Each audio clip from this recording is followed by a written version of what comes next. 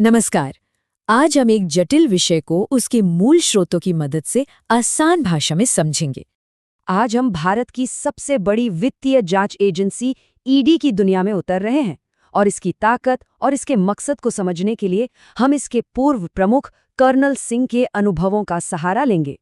तो आज हम क्या क्या जानने वाले हैं?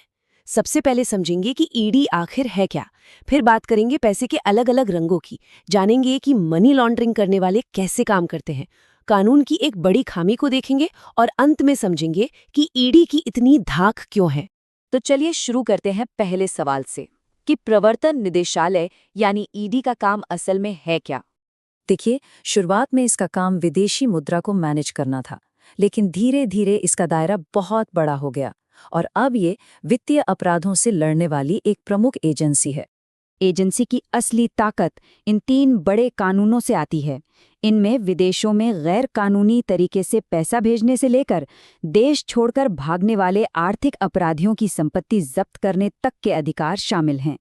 और यहाँ एक बहुत ज़रूरी बात है, ईडी जो है वो मनी लॉन्ड्रिंग का केस अपने आप शुरू नहीं कर सकती। ईडी की एंट्री तब होती है जब कोई दूसरा बड़ा अपराध जैसे भ्रष्टाचार या धोखाधड़ी पहले ही दर्ज हो चुका हो और उससे अवैध पैसा कमाया गया हो।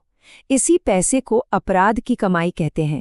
चलिए अब आगे बढ़ते हैं और पैसे को थोड़ा और समझते हैं। देखिए, हर गलत पैसा एक जैसा नहीं होता और ईडी की दिलचस्पी कुछ खास तरह के पैसों में ही होती है। यहाँ एक बहुत दिलचस्प फर्क है।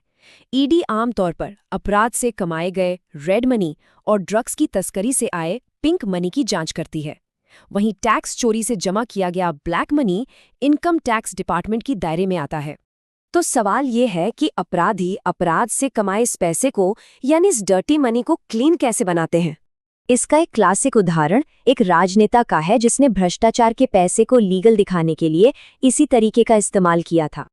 और ये पूरी प्रक्रिया को बड़े अच्छे से समझाता है। देखिए कैसे गंदे कैश को घुमा फिराकर सिस्टम में वापस लाया जाता है और अब वो बिल्कुल जायज़ इन्वेस्टमेंट की कमाई जैसा दिखता है।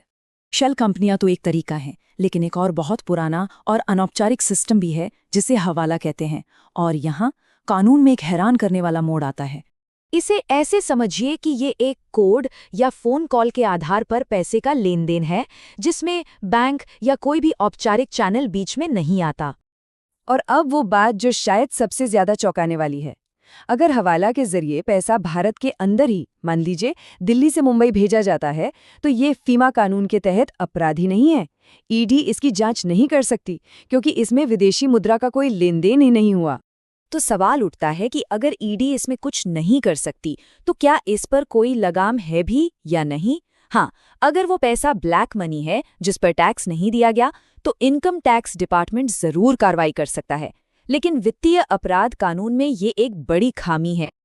तो इन सब बातों के बाद हम वापस अपने पहले सवाल पर आते हैं, आखिर ईडी इतनी ताकतवर और खौफनाक क्यों मानी जाती है। इसका एक अंदाजा ईडी द्वारा बरामद की गई संपत्ति के पैमाने से लगता है। अकेले कर्नल सिंह के कार्यकाल में अपराध से कमाई गई 33,000 करोड़ रुपए की संपत्ति बरामद हुई, और ये सब मुमकिन होता है पीएमएलए कानून के तहत मिली 2 खास शक्तियों की वजह से। ये दोनों शक्तियां मिलकर इसे बहुत ताकतवर बनाती हैं।